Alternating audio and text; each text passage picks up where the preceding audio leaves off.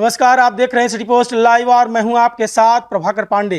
वक्फ अधिनियम प्रस्तावित संशोधन को लेकर मुस्लिम समाज और उनके धार्मिक सामाजिक संगठनों में गहरी नाराजगी देखी जा रही है। शनिवार को स्थानीय उर्दू लाइब्रेरी सभागार में आयोजित एक संवाददाता सम्मेलन में जमात ए इस्लामी हिंद ने वक्फ संशोधन बिल को पूरी तरह से असंवैधानिक बताते हुए इसे संविधान की मूल भावना और अल्पसंख्यकों के अधिकारों के खिलाफ बताया।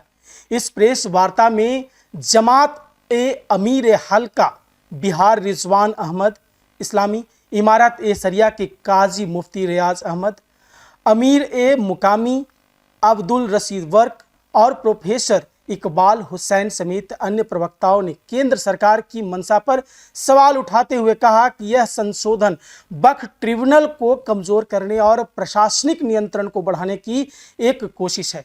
औकाफ बचाओ संविधान बचाओ अभियान की शुरुआत प्रेस वार्ता के दौरान ऐलान किया गया कि जमात देश भर में औकाफ बचाओ संविधान बचाओ मुहिम के तहत जनसाधारण अभियान चलाएगी और इस बिल का विरोध आवामी अदालत यानी जनमानस के सामने जाकर करेगी। प्रमुख वक्ताओं ने कहा कि वक्फ मामलों में जिला कलेक्टर को अधिकार सौंपने से वक्फ की स्वायत्तता और धार्मिक स्वतंत्रता प्रभावित होगी। सोच तो सकता है कि बात सही है या गलत है। आपके पास लाठी है तो क्या मतलब भैंस आपकी हो जाएगी? ऐसा नहीं होता है। जो सोचने वाले समझने वाले लोग हैं, सरकार तो उसमें किसान वाले कानून में भी पीछे नहीं हटना चाह रही थी, लेकिन जब किसानों ने पुरअमन एहतजाज किया तो सरकार को पीछे हटना पड़ा। तो ये सिर्फ मुसलमानों का मसला नहीं है वक्फ, ये मुल्क के आइन का मसला है, ये हिंदू मुस्लिम एकता का मसला है। हम तो कह रहे हैं मुसलमान नहीं मुस्लिम बल्कि गैर मुस्लिम भी बहुत सारे लोग एहतजाज कर लें, पार्लियामेंट में खुद एहतजाज करने वाले लोग, बहस करने वाले लोग, मुसलमान तो बहुत ही चंद 2-3 लोग थे बस। तो इसलिए सब लोग मिल करके अगर ये बात कहेंगे तो सरकार को सुनना पड़ेगा, पीछे हटना पड़ेगा। प्रोटेस्ट का स्वरूप क्या होना चाहिए? जैसे बंगाल की हिंसा है उसको लेकर भाई हम कह रहे हैं कि किसी तरह से कोई भी हिंसा जो है वो किसी तरह से जायज़ नहीं है, दुरुस्त नहीं है। हम तो बार बार बोल रहे हैं। हम ये कह रहे हैं कि जो जमहूरियत में डेमोक्रेसी में आपको अपनी बात पहुंचाने का पुरअमन तरीके पर जो भी तरीका हो सकता है वो अमन व अमान के साथ हो सकता है। वो अमन व अमान के साथ हम अपनी बातें पहुंचाएंगे। हम तो सरकार से अपील भी कर रहे हैं। हम कहाँ कह रहे हैं कि सरकार हमारी बातों को सुने, लॉजिक को सुने, दलाइल को सुने। मुझे अफसोस है ये जेपीसी गठन की गई और जेपीसी ने गोया हर स्टेट में जाकर के मुख्तलिफ़ सरकर्दा तंजीमों से भी मुलाकातें की, शख्सियात से मुलाकात की। तकरीबन 5 लाख से भी ज़्यादा गोया ईमेल उनको किए गए, लेकिन कोई बात उन्होंने सुनी नहीं। भाई जमहूरियत में डेमोक्रेसी में आवाम की बात सुनी जाती है ना, तो उनकी बातें सुननी चाहिए थी ना। खुर्द-बुर्द किया उनको सरकार क्यों नहीं मुजरिम बनाती है?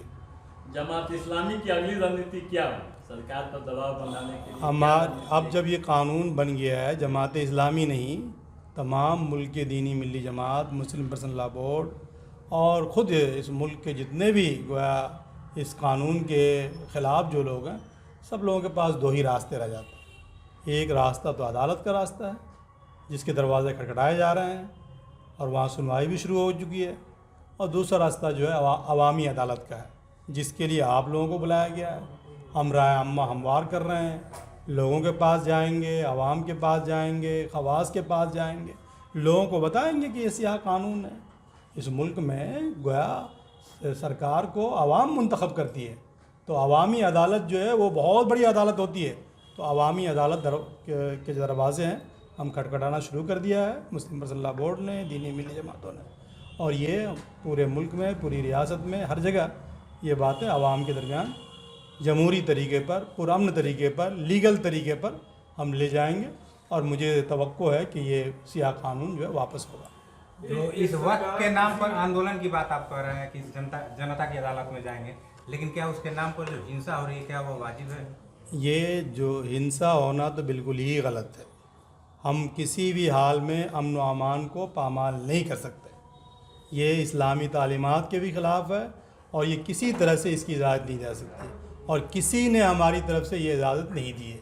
लिहाजा अवामी अदालत में जाने का मतलब ये बिल्कुल नहीं होता है अवामी अदालत में जाने का मतलब होता है कि लोगों को हम समझाएंगे इस कानून की खराबियाँ क्या क्या हैं, इसमें क्या क्या आपत्तियाँ हैं, इसके शिक जो है कहाँ कहाँ हमारे मुल्क के आइन से टकरा रहे हैं, कहाँ कहाँ ये इस कानून के बनने के बाद जो है वक्फ प्रॉपर्टी को खुर्द-बुर्द करने का मौका मिलेगा, कहाँ कहाँ ये हमारे हिंदू मुस्लिम एकता को तोड़ने वाला है।